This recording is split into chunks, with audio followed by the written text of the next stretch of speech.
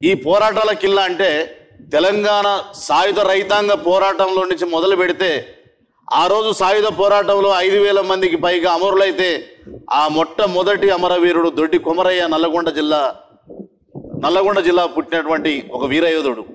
అదేవిధంగా మలిదశ తెలంగాణ ఉద్యమంలో కాసో శ్రీకాంతాచారి పొడిచేడు తొలిపొద్దు పొడుపు కాసో శ్రీకాంతాచారి పుట్టినటువంటి గడ్డ నల్లగొండ గడ్డ.